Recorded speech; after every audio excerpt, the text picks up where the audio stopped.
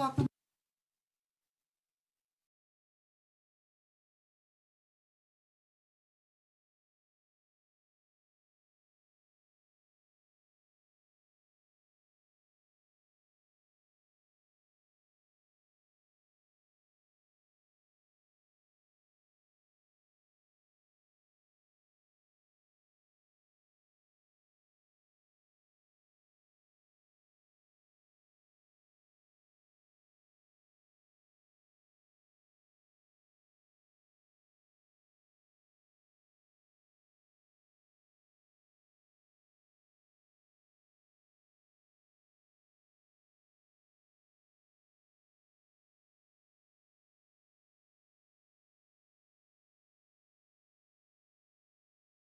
Yep, I'll be watching from backstage.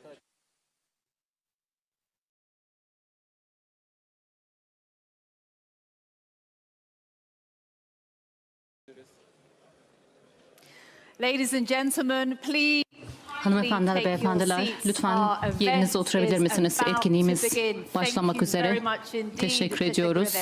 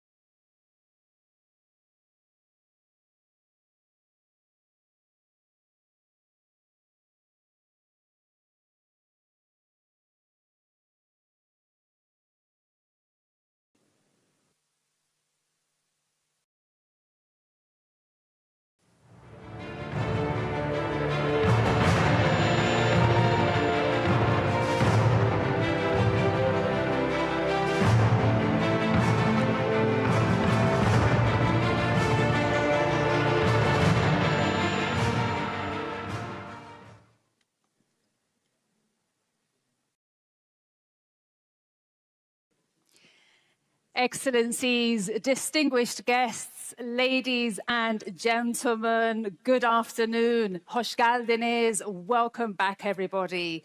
Welcome back.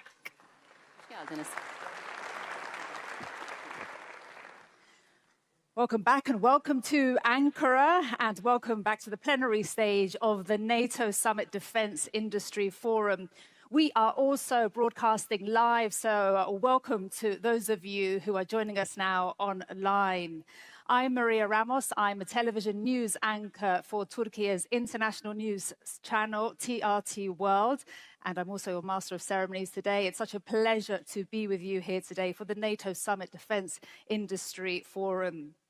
This morning, as so many of you heard, the NATO Secretary General and the Deputy Secretary General made a series of important announcements. And they demonstrated how the alliance is uniting, innovating, and also delivering on production capacity and also on the capabilities that matter the most. And you can read all about these announcements on the NATO website and also, of course, in the press. Ladies and gentlemen, we have an amazing and very rich afternoon ahead for you today. And we have gathered here heads of state, ministers, CEOs from a very wide range of industries. And they will be sharing how NATO is working to deliver on its commitment to rapidly ramp up defense industrial production and innovation across the alliance. And before we begin, please, phones on silent. Ladies and gentlemen, let's start. Please join me in welcoming to the stage the Minister of National Defense of Turkey, Yaşar Güler. Excellency, the stage is yours.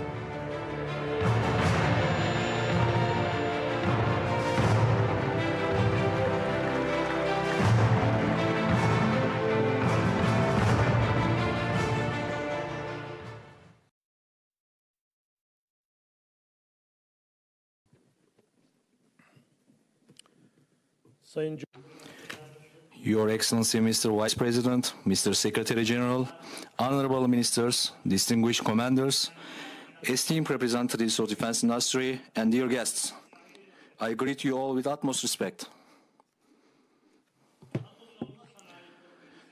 It's a great pleasure to be with you on the occasion of NATO Defense Industry Forum today. Your Excellency, Mr. Vice President, esteemed guests, at this forum held as part of the NATO summit, we are addressing one of the most critical areas that will shape the future deterrence and defense architecture of our alliance, our defense industrial capacity, our production power, and our innovative capabilities. The security environment we are facing today reminds us of a very clear fact. In order to protect their sovereignty, rights and interests, countries must have a strong state structure, effective diplomacy, deterrent military capacity, and a sustainable defense industry ecosystem. In this context, NATO's collective defense approach, solidarity, and the determination to act together are more important today than ever before. The production capacity, ammunition stocks, platform modernization, sustainable supply chains, and an effective defense industrial ecosystem to support that determination are equally vital. Indeed, the war in Ukraine has shown how decisive the pace of ammunition supply, unmanned systems, air and missile defense, electronic warfare, and rapid innovation are in modern warfare.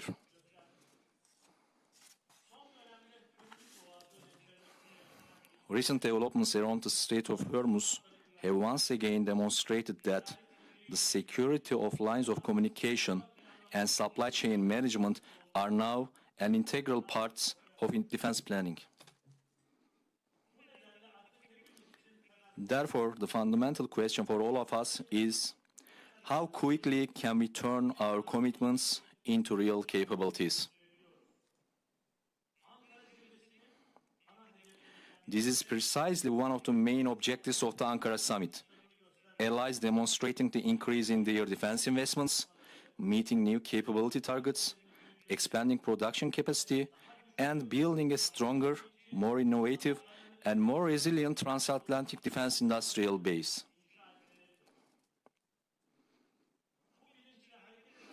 With this mindset, Turkey has brought its domestic and national industrial production capacity and engineering infrastructure to a level that attracts attention globally. Today, we possess significant capabilities across a wide spectrum, from land, naval, and air platforms to unmanned systems, electronic warfare capabilities, and air defense solutions. Indeed, dozens of military vessels are being built simultaneously in our shipyards. Turkey has a level of naval platform production capacity which meets her own requirements and also contributes to allies and partners.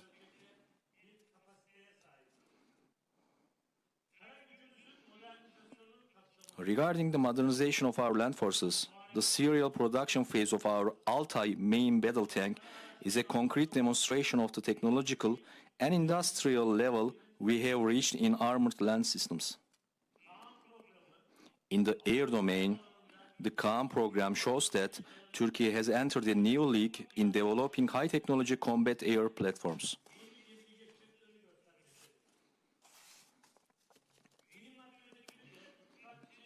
Ammunition production is also one of the most critical issues for the alliance. We have rapidly increased our 155mm ammunition production capacity in recent years and became an ally delivering concrete results in this field. Through Roketsan's new production and integration investments, we are significantly expanding our missile and munitions production capacity. The investments of our companies such as Aselsan and Havelsan in radar, electronic warfare, communications, command and control, software, simulation, and artificial intelligence-enabled systems are advancing our defense industrial capacity both in scale and quality.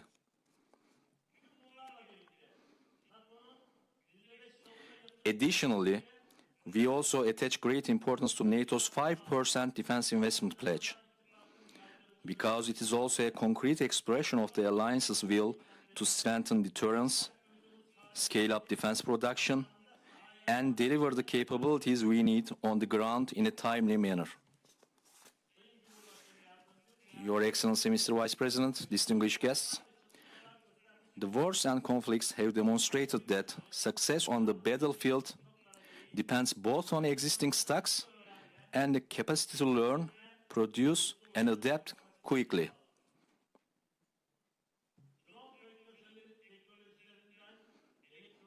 From drone technologies to electronic warfare, from ammunition production to software updates, the shorter the distance between the troops, engineers, entrepreneurs, and decision makers is, the greater the effectiveness on the battlefield becomes. Therefore, our task is to build this culture of cooperation in peacetime. Once a crisis emerges, it may be too late to establish production lines, build supply chains, or develop common standards. The preparation must begin today. Our call is clear. Let us turn commitments into capabilities. Let us turn resources into production. Let us turn industrial strength into deterrence. And let us strengthen the security of our alliance, not merely with words, but with concrete capacity that has real effect on the ground.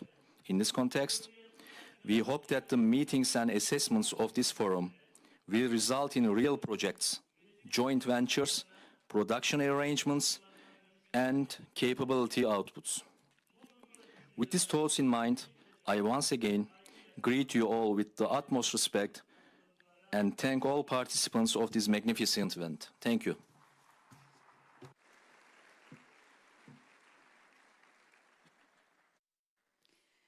Çok teşekkür ederim, Minister Yaşar Güler. Thank you very much indeed for your comments there. Thank you so much. All right, ladies and gentlemen, we continue. Please join me now in giving a very warm welcome to the NATO Secretary General, Mark Rutte. The stage is your Secretary General.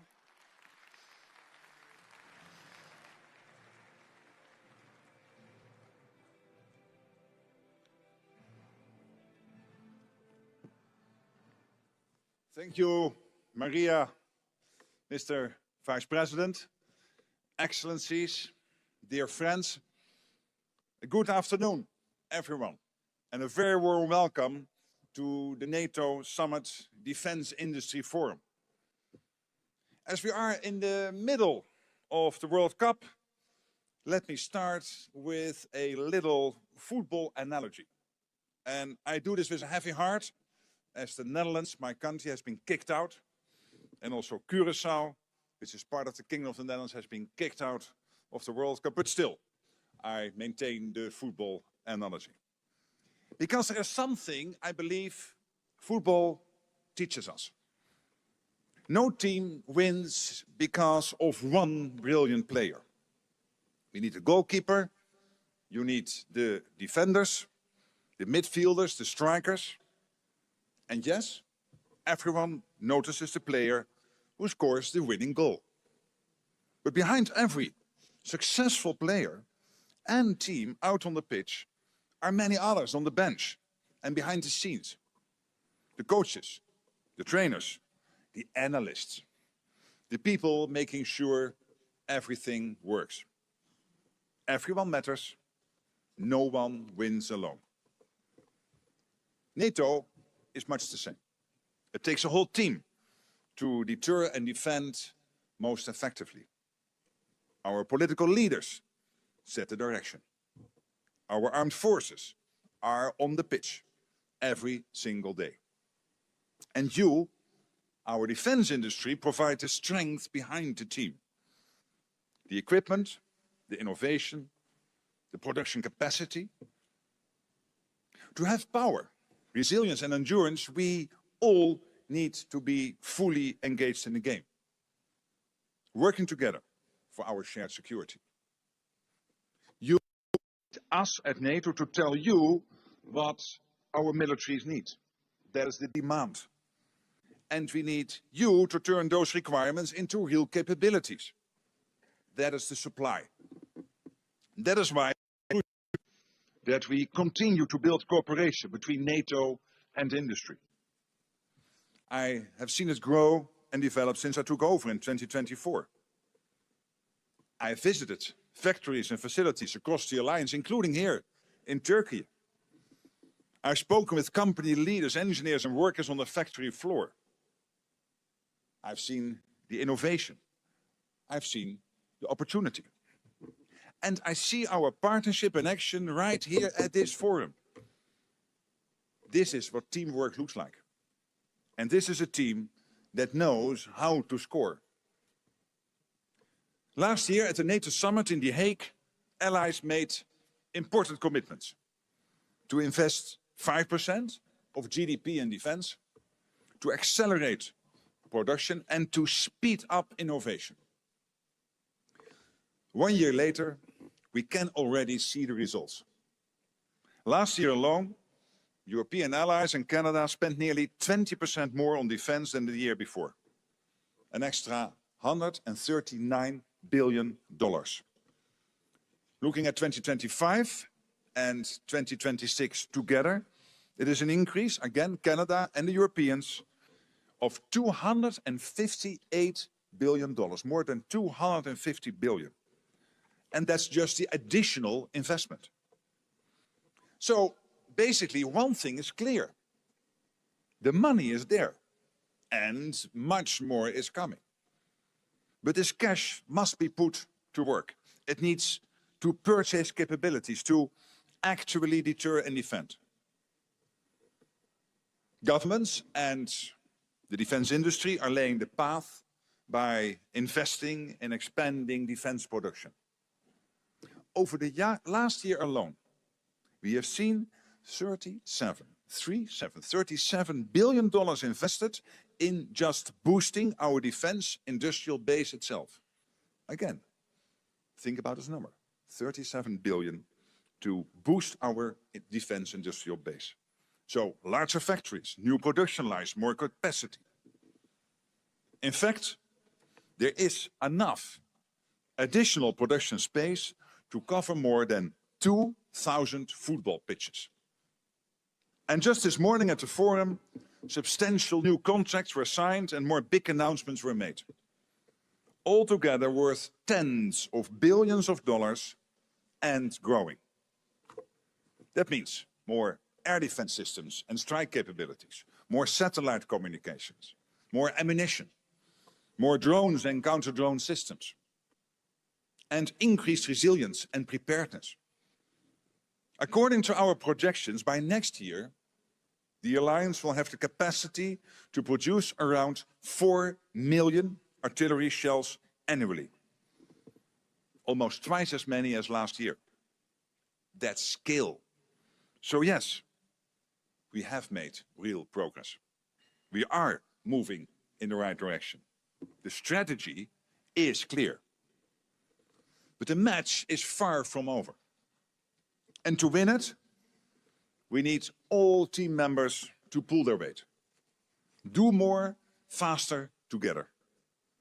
We don't have the luxury of time. We need capabilities now to ensure we remain ready. The security situation demands it. Russia. Russia is pouring almost half of its national budget into its war machine. Can you imagine?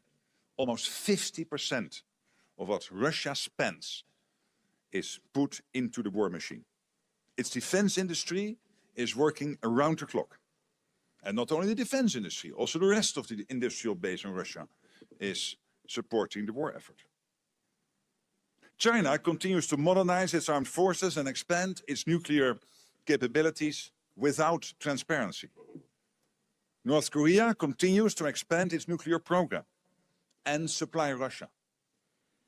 And while recent US action has significantly degraded Iran's nuclear and ballistic missile programs, we must remain vigilant. These countries are increasingly working together. And that should concern us all.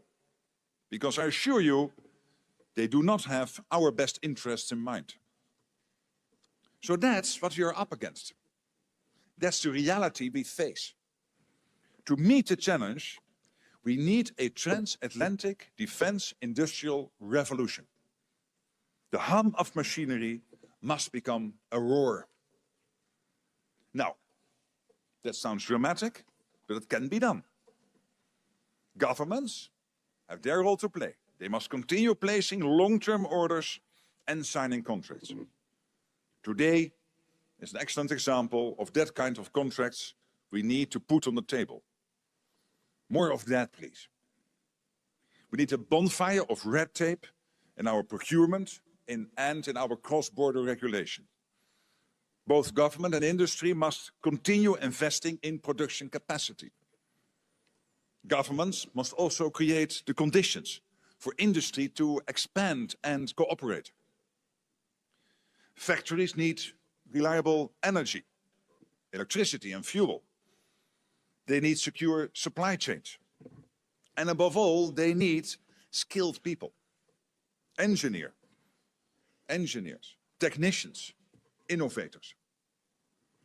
At the same time, industry across all of the nations represented here must be ready to take more risk.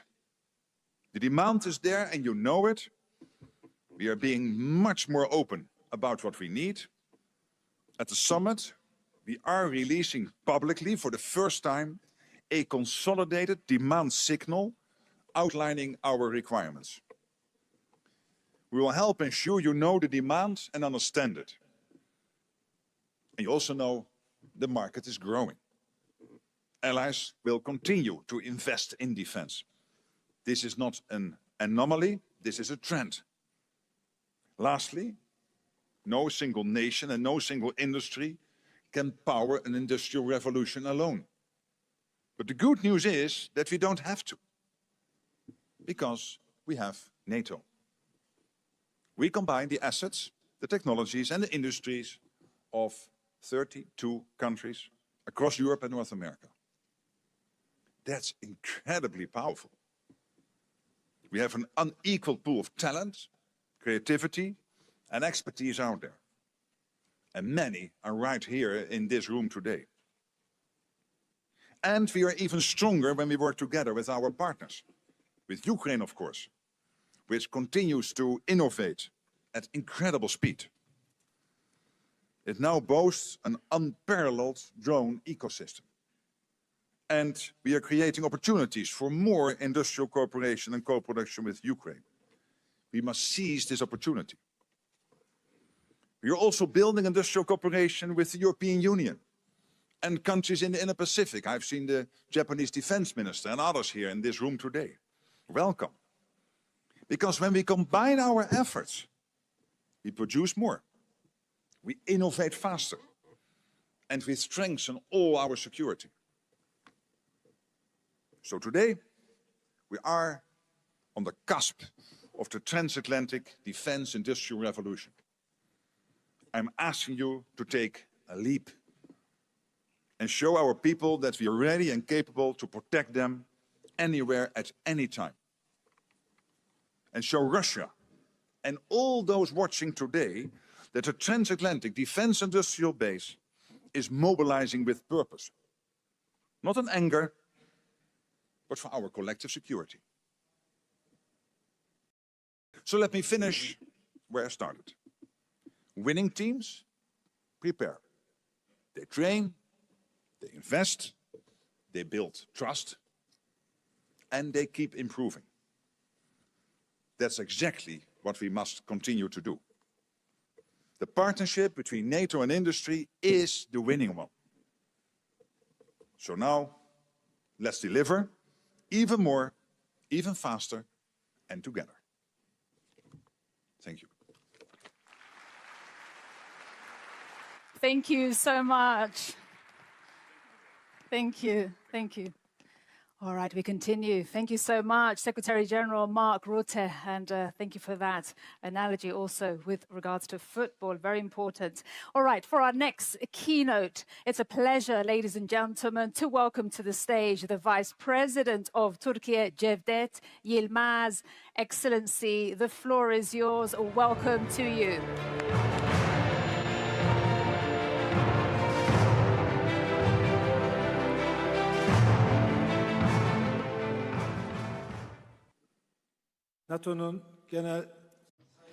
Distinguished Secretary General of NATO, Mr. Mark Rutte, distinguished Prime Minister of Czechia, distinguished ministers, distinguished representatives of the allied countries, distinguished guests, ladies and gentlemen, I'd like to welcome you all and greet you all wholeheartedly and with respect. Welcome to Ankara. Welcome to NATO Summit Defense Industry Forum, ladies and gentlemen. As you know, 22 years ago, we hosted the NATO Summit in Istanbul back then. And today, we have been gathered together in the capital city of Ankara, which is considered to be the heart of the defense industry in Turkey. So we are absolutely delighted to have you in Ankara in this very important summit of our alliance. Ladies and gentlemen, as the alliance itself and allied countries, we have been up against some important global developments. We will have the chance to evaluate and assess all these developments in addition to the challenges and tests that we are up against. We are going to discuss those challenges. Ladies and gentlemen, in this forum today and in the Leaders Summit tomorrow, we are going to see that the alliance is taking a new step into NATO 3.0. So there will be fairer burden sharing in the alliance thanks to NATO 3.0. And the progress that we achieved shows us that in the face of the geopolitical challenges that we have today, we need to build a stronger European pillar in the alliance. And last year in The Hague, we took important decisions, including increasing the defense spending. And these commitments have been assumed duly by almost all of the allied countries, and approach to defense spending has been transformed on the side of all of the allied countries. And the test today is to turn the increased defense spending into concrete capabilities and to make sure that we create the industrial base in order to achieve our commitments. This is why we need to ramp up the production capacities in harmony with each other. In this respect, let me also quote the statement from Mr. Rutte. He always says that from Arkansas to Ankara. So let me repeat what he said. From Arkansas to Ankara, we need to work together. Under the strong leadership of His Excellency, President of the Republic of Turkey, we have been trying to understand the current threat landscape, and accordingly, we've been taking steps in order to progress and advance our defense industry in Turkey. Turkey is one of the defense exporters around the globe. We are ranking number 11 around the globe when it comes to the defense exporters, and hopefully we are going to rank one of the top 10 countries very soon. So hopefully, Turkey will be in the first league if we continue with the football analogy. Our defense industry has been going through some comprehensive transformation, and our production mix include air, land, maritime, cyber, and space areas. All of them are included in our portfolio. As a result of our extensive capabilities, the localization rate of the Turkish armed forces is more than 80% nowadays. And for the allied countries, Turkey is being a source of supply, reliable supply, and a source of reliable project making. And our defense investments expanded $11 billion. And our exportation, more than half of our exportation goes to the NATO allied countries and the European Union countries. And Turkey has been receiving lots of praise because of its UAVs and combat UAVs today, from electronic warfare to combat fighters, from fifth generation combat jet to strike capabilities. We have the state-of-art technologies, and we can develop state-of-art technologies in all of these areas.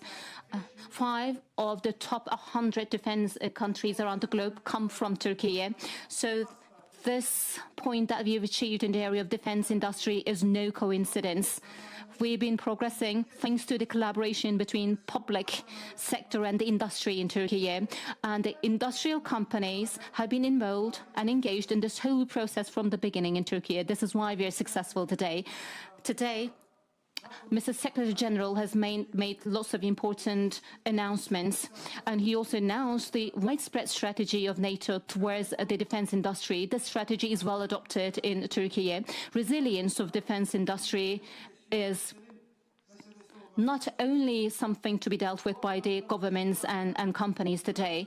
We need to collaborate with the universities, we need to collaborate with the finance sector and the workforce. All of the layers of the society need to be involved in this whole process, we believe. And this whole structure depends on human power, manpower. And the average age of the workforce in defense industry is 34 years in Turkey, and half of the engineers are young women in Turkey, which tells us something. It tells that we own the future thanks to the young workforce that we have in Turkey. One of the most important pillars of a strong defense industry is to have this skills pool required. This is why we are going to enhance and improve our skills pool and workforce. And we've been employing more than 100,000 skilled workforce. We are ramping up our investments, and we're also focusing on civilian industries as well, with all the technological innovations that we're focusing on. And this is how the defense industry is also contributing to economic development and social welfare. I was the welfare minister for long years, so I can say that defense industry contributes to both economic development and social welfare in general. Speaking from experience, I can say that. Similarly, artificial intelligence is what we have been focusing on, because technology has the game-changing capability. This is why we need to keep a close eye on the artificial intelligence. We've been focusing on research and development as an indispensable part of this whole innovative process. On the other hand, for the development of the defense industry, we attach great importance to international collaboration. And Turkey is not limiting its collaborative actions to exportation only. We are engaged in joint production, joint design and development processes with the allied countries. Last week,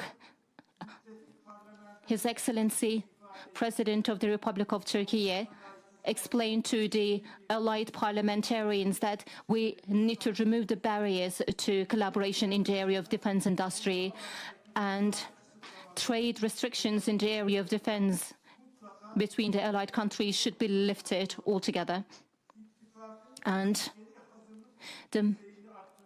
if we want to increase the military readiness of the alliance, if you want to improve the collective defense in the alliance, then we need to overcome all these meaningless, senseless barriers and the sanctions. This is why all the bilateral restrictions between the allied countries should be lifted, and Turkey, which is contributing greatly to the European pillar of NATO, should be able to contribute to the defense and security initiatives in European Union and elsewhere. Otherwise, the progress in the development capacity will go down and the production cost will go up. So if you want to see a stronger, more resilient Euro-Atlantic system, then technological capabilities and operational experience should be there in a strategic architecture that we're all involved in. And Turkey is a strong, reliable country in this architecture, which is prepared to contribute greatly to the improvement of that architecture. Ladies and gentlemen, with this in mind, all the deliberations and discussions that we are going to hold under the forum and during the summit will hopefully be beneficial to the entirety of the alliance. Hopefully your contacts and meetings will pave the way for new collaborative actions. Ladies and gentlemen, the agreements, announcements, discussions that have been taking place since the morning will hopefully contribute to the increased deterrence and defense capabilities on the side of NATO, and will hopefully pave the way for stronger defense collaboration between the allied countries. With this in mind, let me welcome you all and greet you all wholeheartedly and with respect, ladies and gentlemen. Welcome to Ankara and welcome to Turkey once again. Çok teşekkür ederim Cevdet Yilmaz. Thank you very much indeed. Thank you. And I'm sure, ladies and gentlemen, if I may, speaking on behalf of all of us, how happy we are and grateful for Turkey's generosity and hospitality as hosts of this important event. Teşekkür ederim, Turkey. Thank you very much indeed for being such graceful hosts. Ladies and gentlemen, we move now to our panels, and we'll be starting with one entitled Navigating the Ramp-Up, a Conversation with Industry. And I think it's clear to everyone in this room that industrial might and military might go hand in hand. And our conversation this afternoon is just that, navigating the ramp-up, a conversation with industry. Now, this features several private sector leaders who are working to ensure our militaries are getting what they need. And for this session, we're very happy to have our moderator, who will be Jenna Ben Yehuda, Executive Vice President at the Atlantic Council. And our panelists will be Uwe Horstmann, Chief Executive Officer at Stark Defense, plus Jay Pittman, President of Lockheed Martin International, and Charles Woodburn, Group Chief Executive Officer at BAE Systems. I now invite you all to join me here on stage. Welcome to you. Jenna, hi.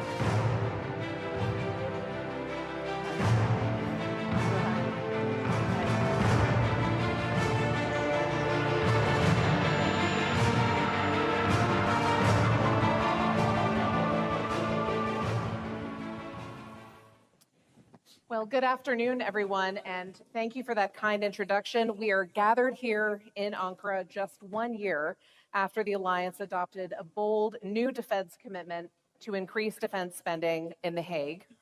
What a year it's been. We're already seeing real strides, but we know that turning those new defense dollars, euros, and lira into real capabilities is easier said than done, and realizing this once-in-a-generation defense transformation really demands a whole-of-society approach that is led by governments working in lockstep with industry. We know that's not easy to do, and it's a challenge that institutions across the alliance are grappling with, including at the Atlantic Council through our ongoing task force on reimagining European defense and innovation. So in recognition of these shared challenges, and with an eye toward bold and innovative solution, it's really a privilege to moderate this panel, and I'm delighted to be joined here on stage by an esteemed group of military leaders. We have Uwe Horstmann, the founder and chief executive officer of Stark. Uwe has been a leading voice for investment in European sovereignty for the last 15 years. Jay Pittman, the president of Lockheed Martin International.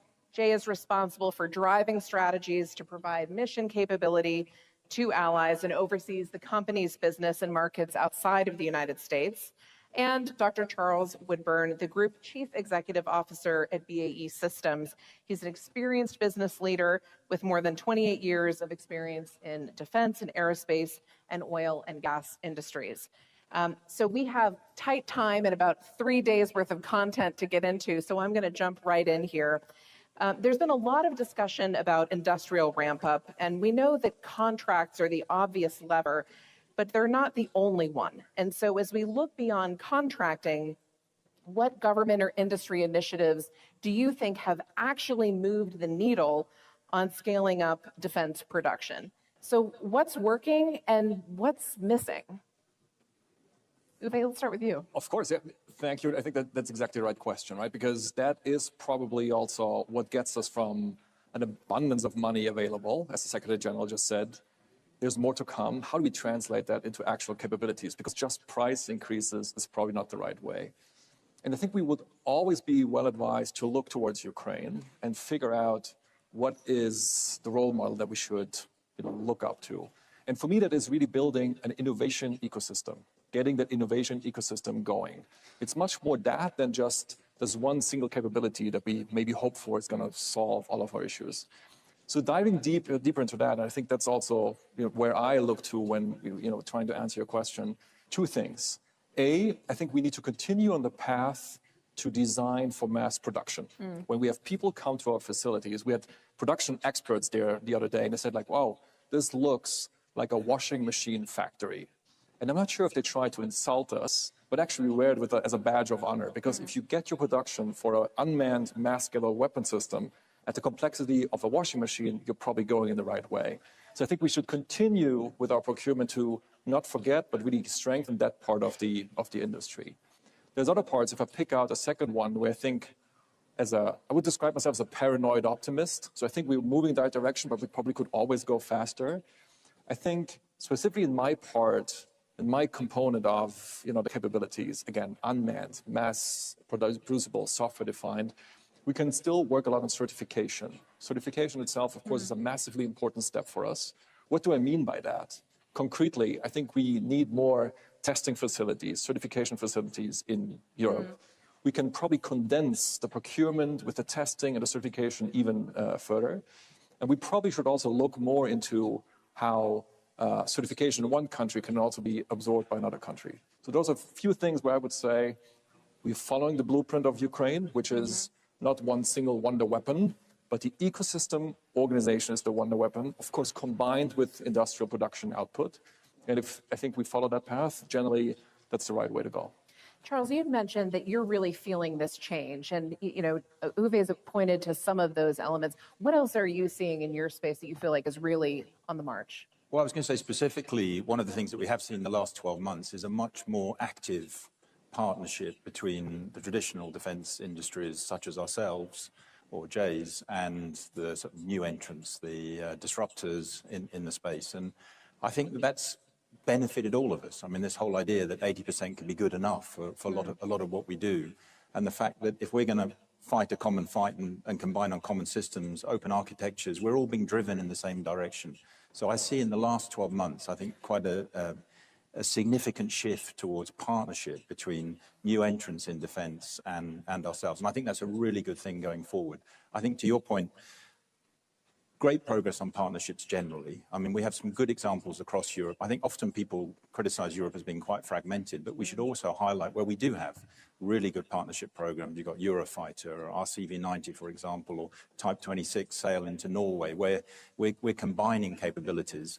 I think as SecGen spoke earlier, the importance of a consolidated demand signal is incredibly important. But I think NATO have got a lot better at giving industry what they have. And I think finally, as a global player, and Jay would be in the same position, where we see countries within the alliance or indeed outside the alliance doing sort of best-in-class procurements, and I'll hand over to Jay to talk about the missile procurements, the ramp-ups in the US, they look genuinely best-in-class, the way those contracts are being structured. It's important that we explain that to our other global customers, because where we see good, it's important that everybody learns from that. And sometimes as a global defense company, that's a role that we can fulfill.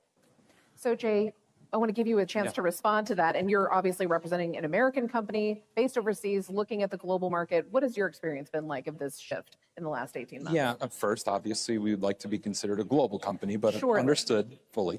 But no, Charles, thanks for the tee up. I think we've had lots of good discussion about this. We heard some of it this morning. When you have a better forecast of aggregated demand, you look at it in a multi-year situation, industry can show up differently. There's creative things we can do in terms of capital and financing and requirements to be able to drive through the supply base. As many know, the Department of War's acquisition transformation strategy and some of the things that have gone on within the United States has really done a generational shift in how we get at what they call framework agreements. I'm proud from Lockheed Martin. We were kind of the first to the party in terms of being able to go sign and document out one of those framework agreements, now multiple framework agreements. And what it's doing is we're not talking just normal stair-step increases in things like munitions. In some cases, we're quadrupling production lines. And it's not just borne on the expense of the US government and trying to facilitate us. It allows industry, it allows supply chain to go off and invest differently, think differently of how we show up. So from a Lockheed Martin perspective, it's allowed us over a few-year period to invest about $9 billion in terms of capital and infrastructure and site expansion, additional sites, et cetera.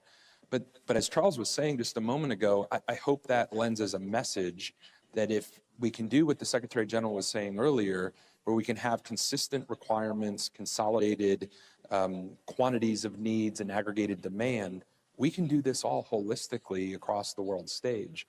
There's no reason we can't do that across NATO. So you really see that as key to unlocking the scale that we're talking about? I do, because I think today, unfortunately, we end up having multiple channels of effort that sometimes occur. We might have efforts in the United States, we might have efforts across Europe, we might have efforts across NATO, we have efforts beyond, obviously, those countries and regions on the world stage. If we can have more aggregation of that and work with companies, such as all of us on the panel, and make sure that we're attacking the requirement space in a way that we can show up with a solution versus a prescribed in a box, then sometimes we can come up with some very, very creative solutions. And in this case, this is how we're getting at quadrupling demand. So I want to come back to you, Uwe, on capital shifts that you're seeing and these shifting requirements question.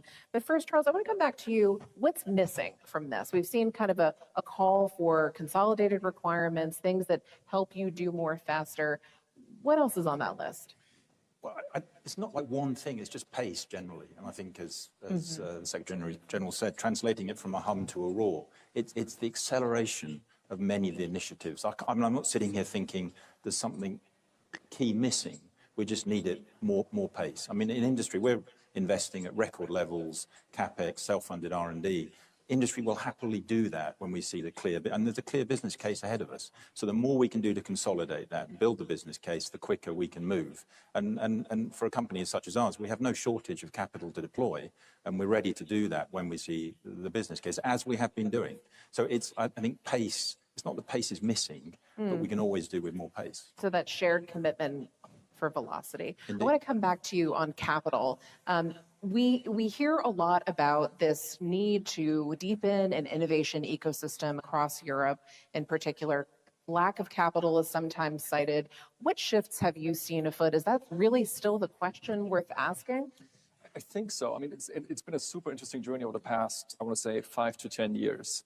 And it is also a big part of my biography. And trust me, that's not a part that I chose to be kind of like really deep in the trenches of capital allocation into the defense industry in Europe. Specifically when it comes, of course, to call it my part of the industry, which is the systems are more inexpensive, they're faster to develop, and they're designed for scaling and producing. There you can basically, with the right information, I don't need any R&D money. I can pre-fund that innovation entirely. And in that space, I think we definitely see a lot of change. We see, when we talk about capital, the human capital really stepping up, which is an interesting aspect, I think, in all of this. Like a young generation deciding, yeah, this is a generational challenge for us. We want to play a part in this. And that's a very important part. But of course, there's the actual capital to how that will get financed. I would say Europe has been slower than it should have in terms of really embracing investments into the defense industry, always under the right regulatory framework, with the right ethical boundaries and so on and so forth. That's a non-negotiable. It has been slow to embrace that. Not so much slow in recognizing the problem, but just slow in enacting the changes necessary. Because for me, 2 years, and that's maybe 2 to 3 years, is a bit of a description for a time frame where it really started to happen, and now it's really in full swing. That's a long time. And, I'll be the first to proudly state this. American investors, of course, have stepped up in that time as well, which we are thankful for. And that only led to the situation that now a company like ours is possible, where we'll, in that 2 years that we are around, take the next 2 years, into that, we'll probably spend $1 billion on research and development and production expansion. And that is money that was not there really before. So we see a different part of the economy kind of stepping up going into. And we have developed, I think, from early stage venture funding to growth stage investors to now really tapping into the very large pools of capital. So now we have investors who have 50 billion, 100 billion available. So you see it is an interesting investment theme. And that is good that way because, of course, we need to bring it all together. The technological innovation, the procurement processes, which, of course, for us, also a big unlock to attracting capital. The human capital. I think sometimes we underestimate how important it is, what power we have as industry. If you can make it clear to the people out there that it is okay to work in defense, it is okay if you're an engineering talent to think about how to defend your home country and the alliance. And, of course, the actual capital, which is also needed. And which also, to a certain degree, at least in my part of the whole stack of military systems, can replace taxpayers' money, but can really replace also the R&D funding. So Jay, I want to turn to you. You're at a different part of this spectrum within the space. You're a larger established company, one of these major primes that we're often talking about. This push for velocity, this push for rapid fulfillment of really delivering quickly. How have you experienced those shifts, and how are you approaching some of that need to be able to respond to those requirements and reduce that time to decision? Yeah, I first start by saying, I hope everybody still thinks of Lockheed Martin as an incredibly innovative and forward-leaning company. We have things like our Skunk Works organization in Palmdale that have, for generations, established some of the cream of the crop of advanced technologies and capabilities. So the way that I look at it is, this is a great opportunity, just like this panel, for all of us to work collaboratively across the industry. There's requirements that we're all attacking that we need to get at faster than ever before. So how do we leverage the best expertise of all of us on the world stage across NATO to be able to get at these problems? So from our side, I think it continues to be more opportunities to partner, more opportunities to collaborate together. We invest heavily in venture, our own LM Ventures in terms of investing in emerging capabilities and technology. Has that accelerated those kinds of partnerships It has. recently? We've not only accelerated in the amount of companies we're dealing with, but also the funds that we're putting into those companies as well, for the pure reason of where can we do this 1 + 1 = 3 opportunity in terms of being able to accelerate with velocity some of the development. So we are not too proud to say that it doesn't have to be invented here from a Lockheed Martin standpoint. How do we get at it from, I think, that speed and velocity? So I think it shows up in all life cycle phases, though. I think we often think of like velocity in terms of development. To me, it's velocity in terms of everything.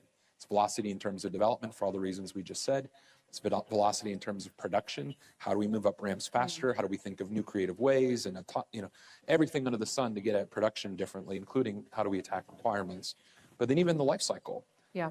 Part of the challenge for an organization, I'm sure Charles has the same challenge, when you have platforms deployed everywhere around the world in vast quantities, how do you make sure that we are, again, also moving with velocity in terms of the sustainment, regional sustainment? How do we use artificial intelligence to get at the pure mastery of data that we have quite a substantial amount of in the type of work that we do? So we're attacking it on all fronts. So Charles, I do want to come to you on this point of velocity and how you reshape a business to think about executing on different timetables. I'd love to hear about your experience leading BAE through a moment like this, and also how has Russia's war in Ukraine shaped some of your thinking and the examples of their bravery? Yeah. It's been a pretty profound change. The drone, counter-drone that we see play out day in, day out in Ukraine is something that we've all learned some profound lessons from. Defense of existing platforms, defense of your land, integrated air and missile defense. The combination of swarming drones and high and ballistic missile threats is an incredibly difficult challenge to face.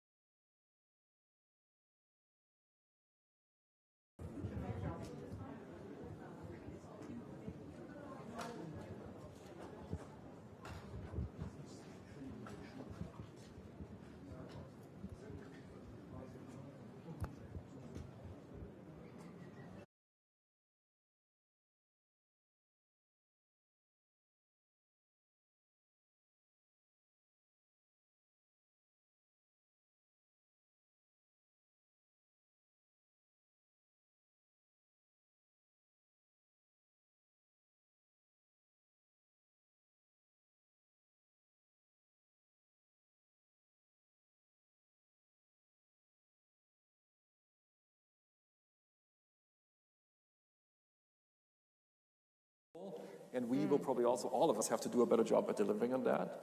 And specifically on the data sets. We should really ideally thrive for a situation where we have very high walls. We really vet everybody very carefully. But once you make it in, you probably should have access to a lot of data. I don't sometimes understand why we don't treat breast cancer, for example, where we have great radiology data sets, and we give them basically to everybody whom we trust, help us better make better diagnoses.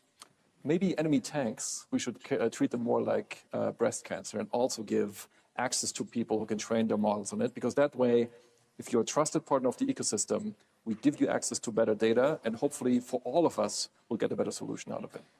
Yeah.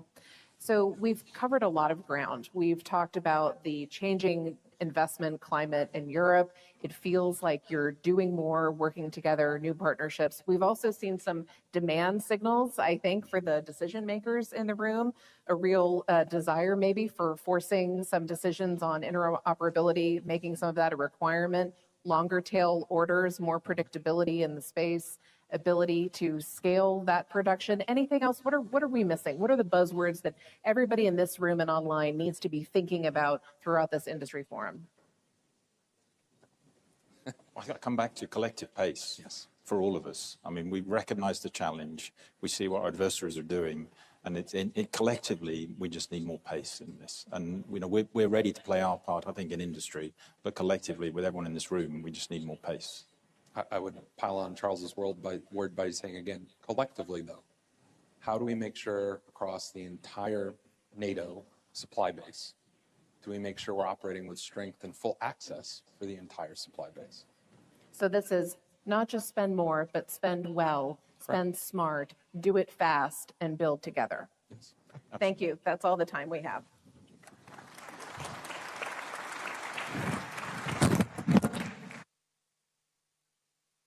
Thank you so much to Jenna and her panelists. Another round of applause. Thank you very much indeed. Thank you. Ladies and gentlemen, now to moderate a very important conversation on the capability challenge, a NATO-EU conversation. I'm very pleased to welcome Ambassador Tajan Ildem, who is the chairman of the Center for Economics and Foreign Policy Studies, EDAM, which is an Istanbul-based independent think tank. Ambassador, welcome to you. Lovely to have you with us. Thank you. And I'm also very pleased to welcome, ladies and gentlemen, please join me in welcoming the President of the European Commission to the stage, Ursula von der Leyen. Welcome. And a very warm welcome back to the stage, the NATO Secretary General, Mark Rutte.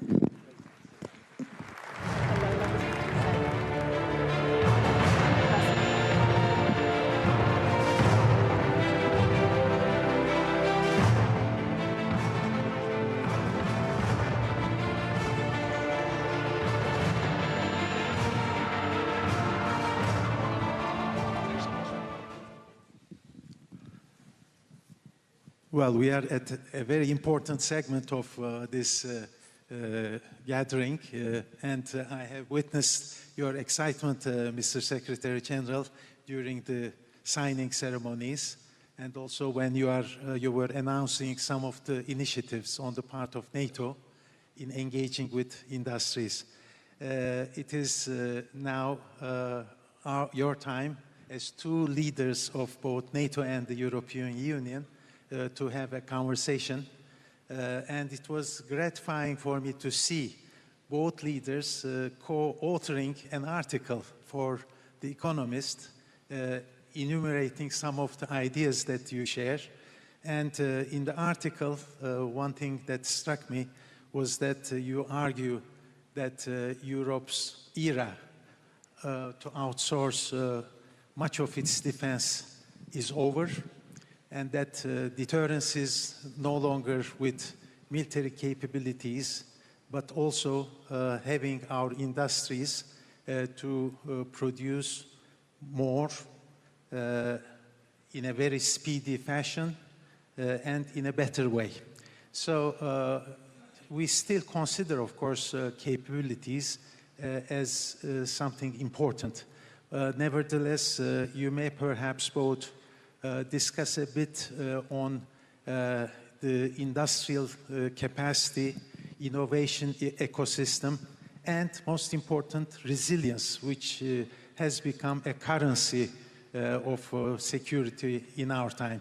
So perhaps, President von der Leyen, if you can start how you see the new environment in which defense industry has become so important for all of us, both NATO and the European Union. Thank you so much for having us here. This is a great opportunity indeed to show how closely we are working together, the European Union and NATO. Actually, I was just thinking today, one of the reasons is, my dear friend Mark, because we have both experiences on both sides. You were for 14 or 16 years, 14 years Prime Minister, so he was in the European Council. And I was for 5 years Defense Minister, so I was sitting in NATO. Now it's the other way around, and therefore we know both how important a close cooperation between the European Union and NATO is. Second, I just listened to the panel before us, and it's very clear, all member states of the European Union and allies have one single set of forces. So they assign these single set of forces either to NATO missions or to EU missions, UN missions, or coalition of the willing. But to make this possible, what we need is interoperability. And of course, in this geostrategic and geopolitical environment, we need a massive surge in defense investment. And here, the European Union is indeed massively stepping up. We have our Rearm Europe program, which mobilizes up to 800 billion euros till 2030. In this program is SAFE, 150 billion euros for joint procurement. And not to forget, the next long-term budget will have 131 billion euros for military capabilities, plus 17 billion euros for military mobility, which is also of utmost importance: streets, bridges, ports, airports, etc. The infrastructure also has to be here on the European side. And on SAFE is for us very important, as I said, the joint procurement. Here we have good news. We have now 10 agreements worth 100 billion euros. SAFE is per design open also to partners and other countries. 35% of the cost components can go outside the European Union, but of course 65% have to be in the European Union, and that's the point how we strengthen the defense industrial base, because with this taxpayers' money we want, of course, a return on investment, and we want good jobs in Europe, we want research and development in Europe, so that's important for us. My last sentence on this: the door is more open than the 35% for countries outside the European Union. If there is a security and defense agreement signed, Canada is the first one to have done this. So these possibilities are also there. So you see a wide spectrum of investment. Yes. Well, Secretary General, if you can also share your perspectives. Well, basically, I totally agree. The great thing is we know each other so long, and of course, there is a clear division of labor we both agree on. So that's why we can strengthen each other's roles. So NATO is about command and control, capabilities, and standards. Basically, all the other things have to be handled by Europe. And the EU, of course, is crucial. 3 of NATO allies are also in the European Union. So most of the NATO allies are also a member of the European Union. And when you look at issues like, indeed, making sure the money is there, the 800 billion, crucial program. But also when it comes to, indeed, military mobility, when it comes to societal resilience, when it comes to developing the defense industrial base. This is all what Europe, the EU, is working on. You appointed Andrius Kubilius, the first defense commissioner, I think, in the history of the European Commission. He is working on that with a specific focus under your leadership, and I think that's all evidence. And we've got to do this because the threat is there. We cannot continue as we did, being over-reliant on the United States. We need this much stronger Europe in a stronger NATO. And we can only get there when we work together seamlessly as one, using and leveraging each other's strengths, and that's what we are doing.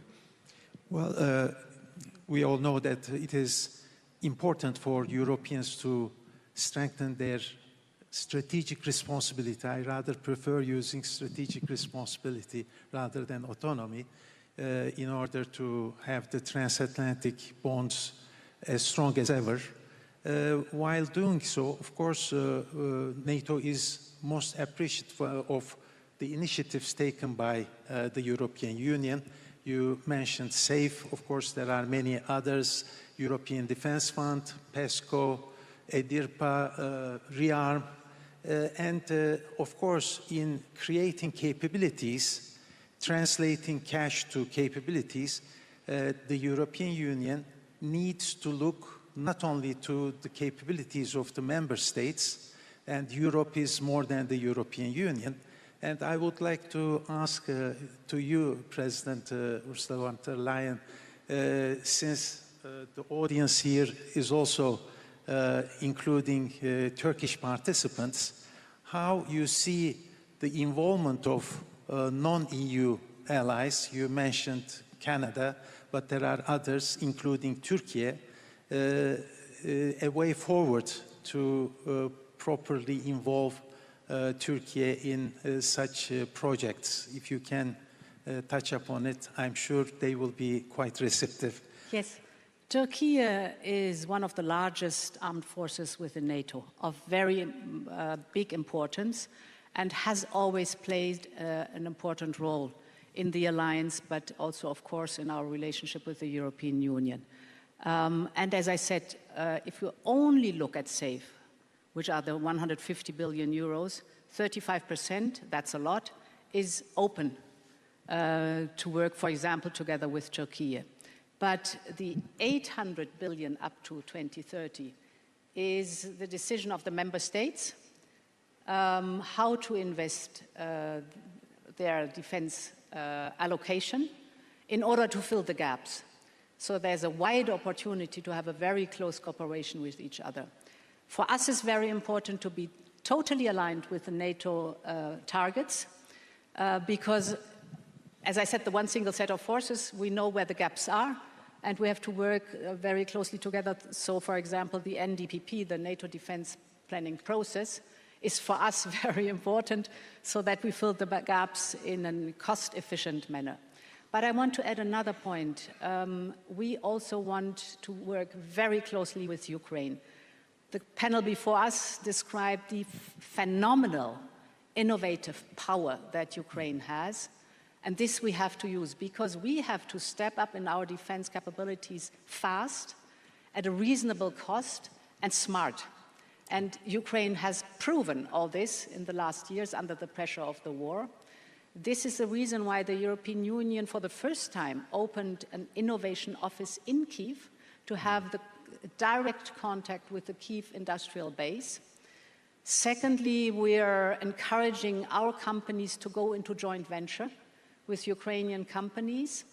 And thirdly, we as a European Union are working on a longer-term partnership in order to look how to boost our cutting-edge technology base in our defense industrial base in the European Union together with Ukraine. We can learn a lot from Ukraine, and we have to learn a lot because they are not only highly innovative, but also battlefield experienced.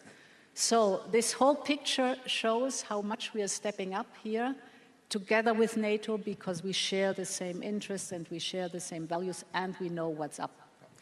Secretary General, you in your remarks told that the priority for Ankara summit would be also to have a proper follow-up of the Hague summit meeting with the decisions taken there.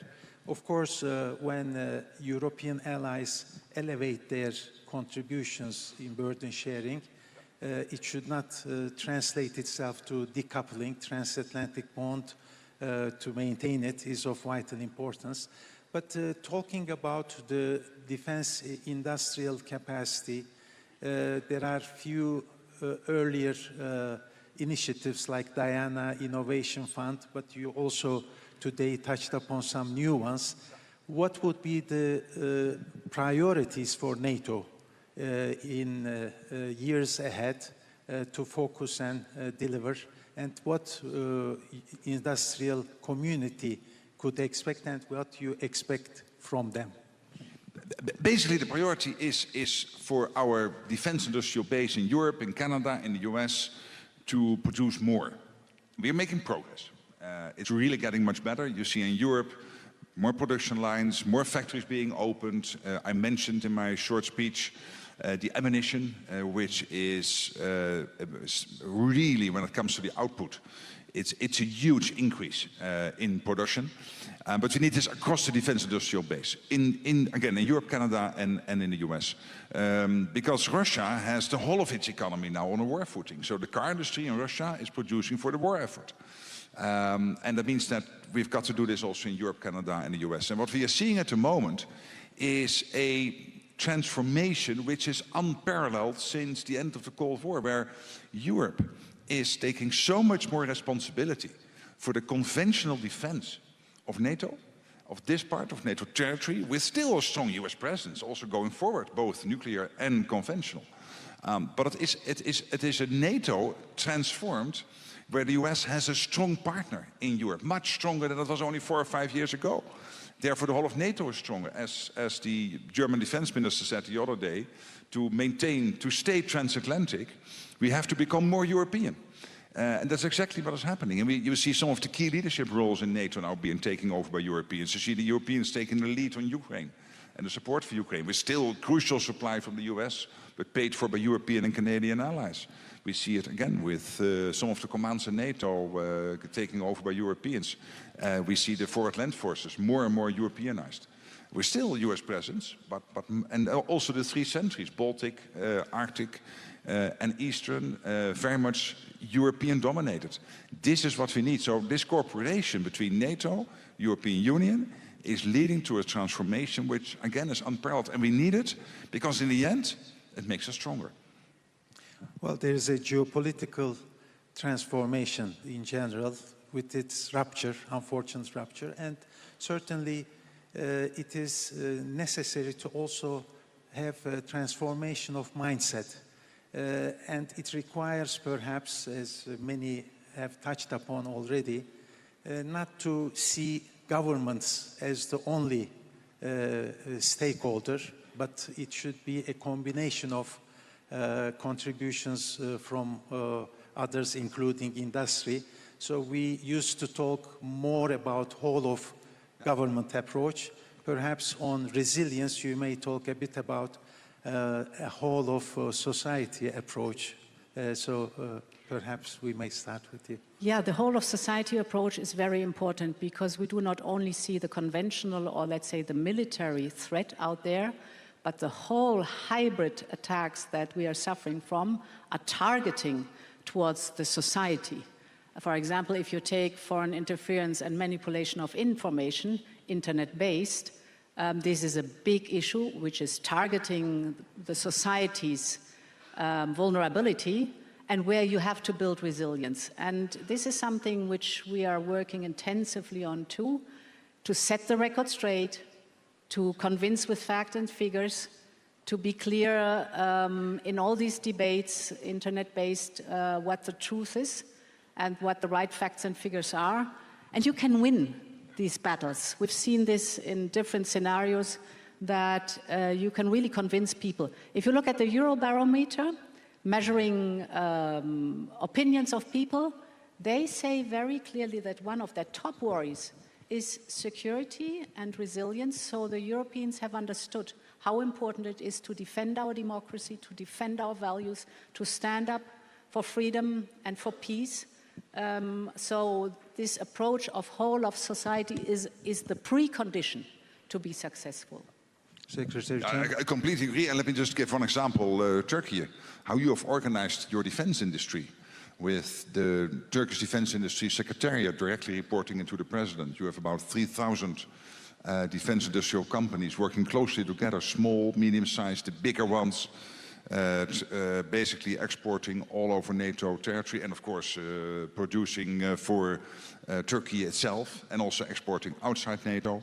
I think that's a model which is very interesting, and I know that some other allies are studying it to see whether they could implement it in their country. So it's just one example of a whole society approach when it comes to defense industry. And more generally, it is indeed, as Ursula is saying, it is the realization Europeans have that the first task of government is to keep our country safe. The second task is to have a strong economy. And you need both to deter the Russians. We need strong economies, healthy finances, connected to strong economies, but first of all, we have to defend ourselves. It's the first task of every government. And the threat is there. Russia working with North Korea, Iran, and China. Let's not be naive. So this forum, in fact, is a showcase of this interaction, strong interaction between governments and industry. I see the clock. It seems that we have come to the end of this important conversation. And once again, thank you for sharing your views. And it's always a pleasure to see both of you. Thank you.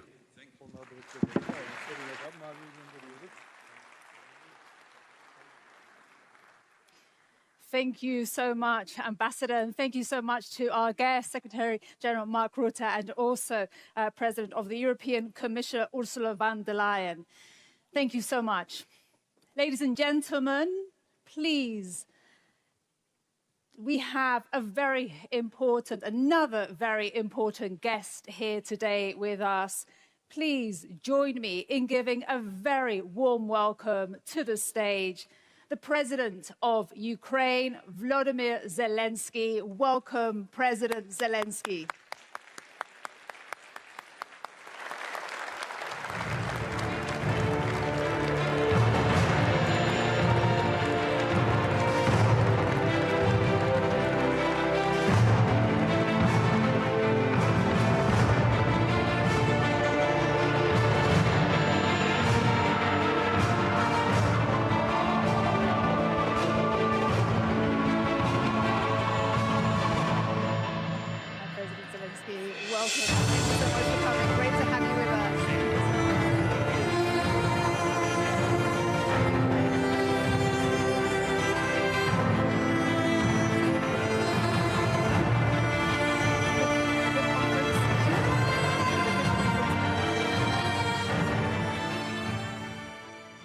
Best. I think the podium is yours now. Thank you very much indeed. Thank you so much. Thank you for the invitation. Thank you. Thank you so much.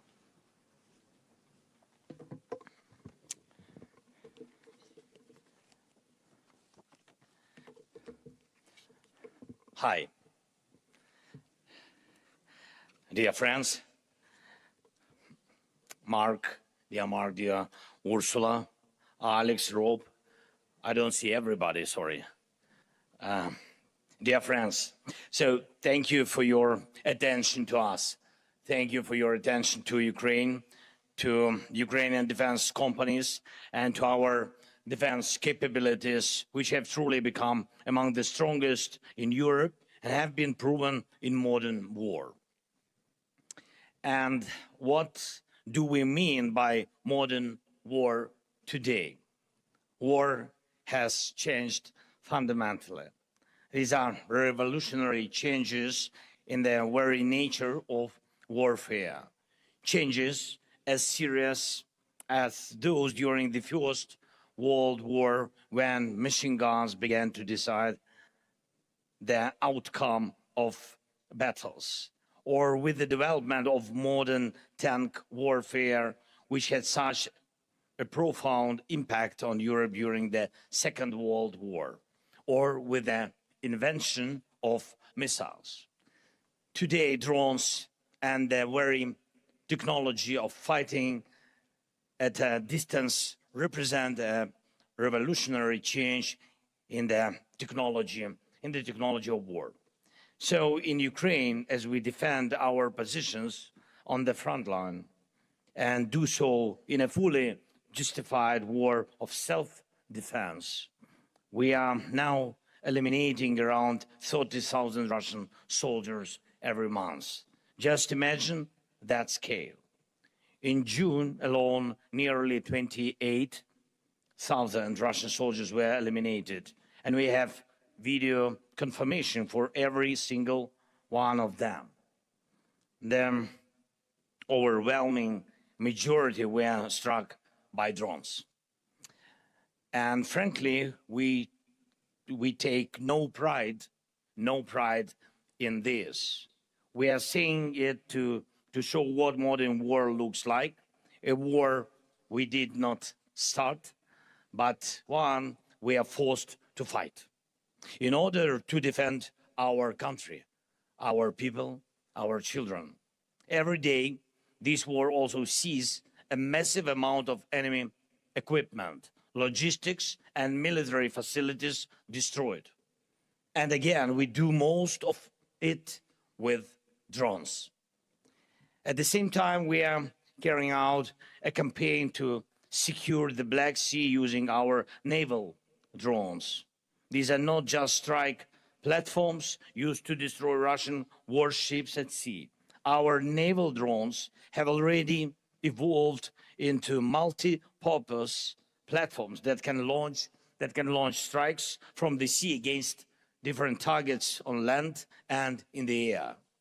At the same time, we are fighting in the skies on two key fronts: defending Ukraine from Russian attacks and carrying out our long-range sanctions against Russia for this war, along with our medium-range pressure campaign across the entire depth of the temporarily occupied territories of Ukraine. Thanks above all to our drones, we have established the ability to strike across the entire depth of the occupied territory.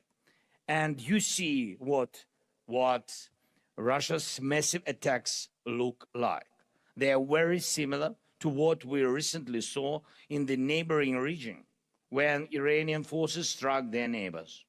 Attack drones of different types, missiles, and a large number of ballistic missiles.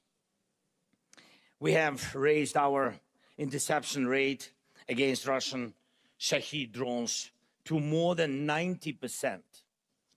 That means thousands of Russian attack drones shut down every week, and with all due respect, no other country had the capability to defend against attack drones at this scale. The reality of this war forced us to build it. And today we defend against hundreds of attack drones every day and night, and thousands every week and every month. Ukraine's defense sector is building that capability even in the middle of a full-scale war. And we also maintain a high interception rate against cruise missiles, thanks to the way we have built our air defense. And thanks, of course, thanks to the support of all of our partners who continue to provide Ukraine with defense assistance. Thank you so much. And I have a question for you. Do you really believe it? Do you really believe it would be right to live outside NATO, a country and a people with this level of defensive capability? If we already have these capabilities, if Ukrainians already know how to fight like this, then it does make sense for these capabilities to become a part of the alliance's collective defense. That would make all of us stronger. And we already see each other as reliable partners, and it would be only natural to become a part of one common security community. The fact is that we will remain next to the source of the problem, Russia, for a long time. Ukraine in NATO is a source of extraordinary defensive capability.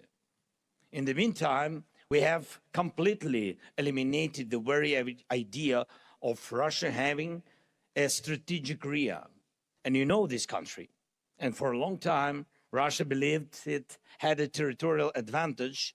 No one else possessed a deep rear where it could safely keep military production, military equipment, and everything its war depends on, believing no one could reach them. And we have reached them. That has not been struck by Ukraine. I want to emphasize this. Unlike Putin, we are not fighting this war for pleasure or for geopolitics.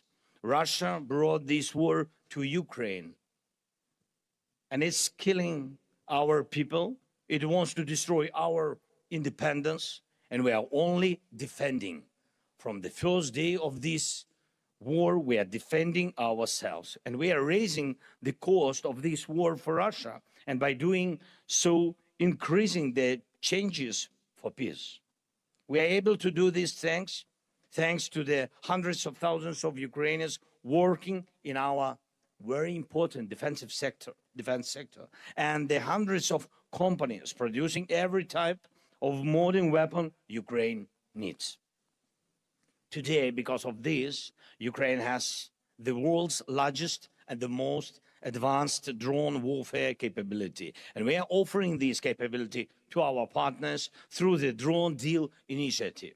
I'm grateful to everyone who has already joined this initiative and to those who are joining it.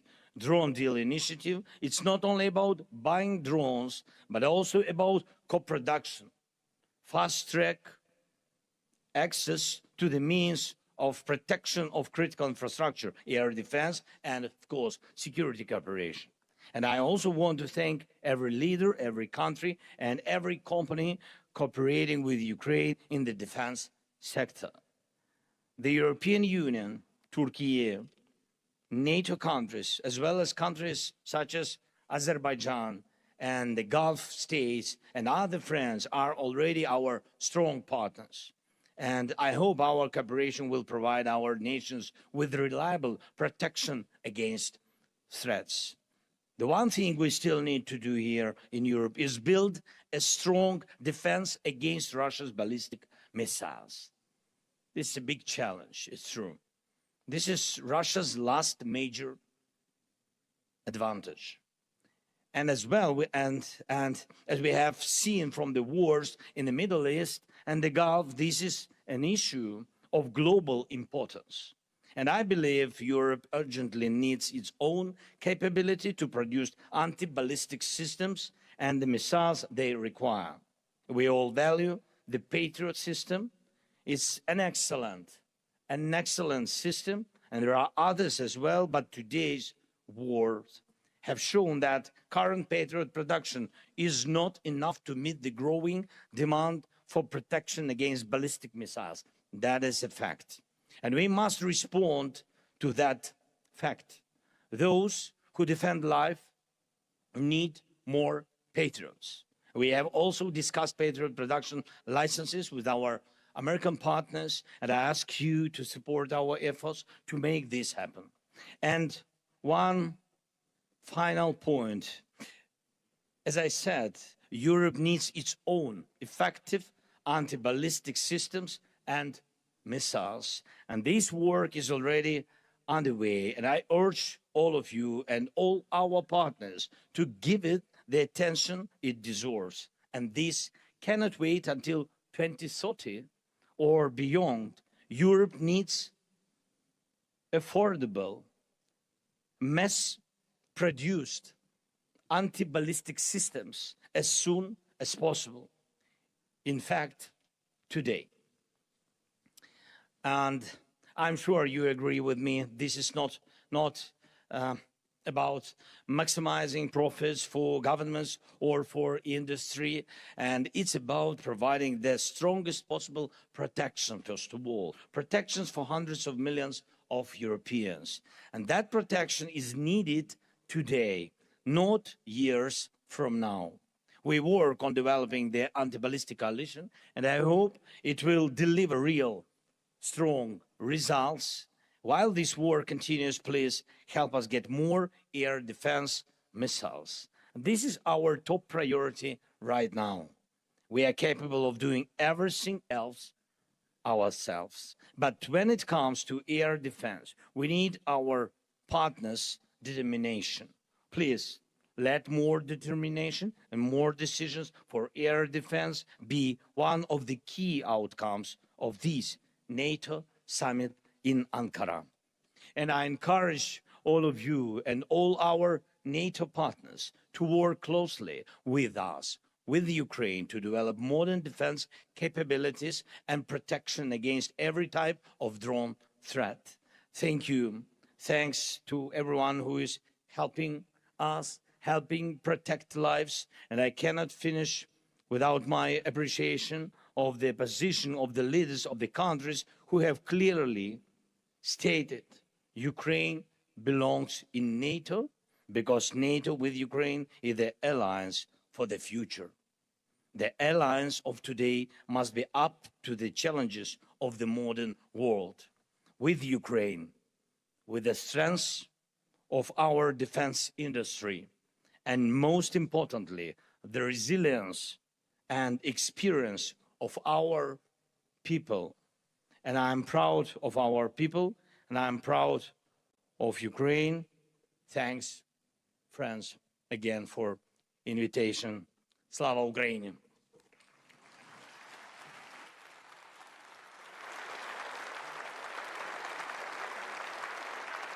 Thank you.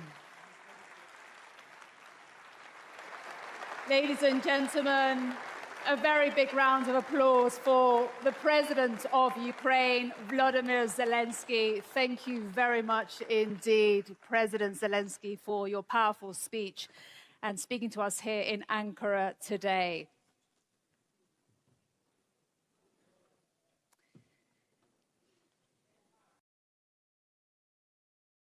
Ladies and gentlemen, we will prepare now for our next session. And in today's world, defense, industrial preparedness, that depends on a range of factors. And not every lever rests in the hands of military decision makers. Our next panel is entitled People, Plans and Products, a Whole of Society Approach to Industrial Preparedness. And this will give us a sense of this complexity and how different institutions have a role to play and play their part. And for that, I'm very pleased to announce our next moderator, and that will be Anton LaGuardia, who is the diplomatic editor for The Economist, and he'll be joined by the